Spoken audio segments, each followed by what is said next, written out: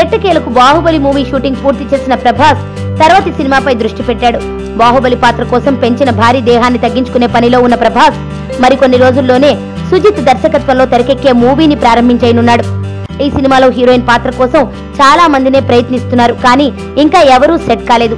రకరకాల ఆప్షన్స్ చూసిన తర్వాత కన్నడ లేటెస్ట్ స్టార్ రష్మిక మందన దగ్గర వీళ్ల సర్చింగ్ ఆగినట్లు తెలుస్తోంది. గతేడాది వచ్చిన కిరాక్ పార్టీ మూవీతో స్టార్ ఇమేజ్ సంపాదించుకున్న రష్మిక ప్రస్తుతం పునీత్ రాజ్ కుమార్, గణేష్ లాంటి స్టార్లతో నటించేస్తోంది. ఇప్పుడు తెలుగు సినీ పరిశ్రమ నుంచి మంచి క్రేజీ ఆఫర్లు ఈమె చెంతకు చేరుతున్నాయి. యంగ్ హీరో నాగశౌర్య నిర్మాతగా మారి తన సినిమాను తనే నిర్మించుకుంటున్నాడు.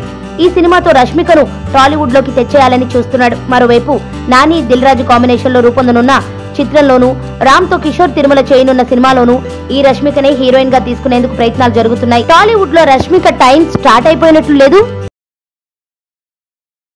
సుబ్బు, నీకు తెలుసా, నాకు ఎర్లీ మార్నింగ్ ఒక కల వచ్చింది. నువ్వు నన్ను జ్యువెలరీ షాప్కి తీసుకెళ్ళి వడ్డానం కొనిచ్చావంట. ఏ టైంకి? గుర్తులేదు సుబ్బు, 5 అనుకుంటా. అదే మరి 5కి మీ బాబు వచ్చి బిల్లు కట్టినట్టు నాకు కాల్ వచ్చింది.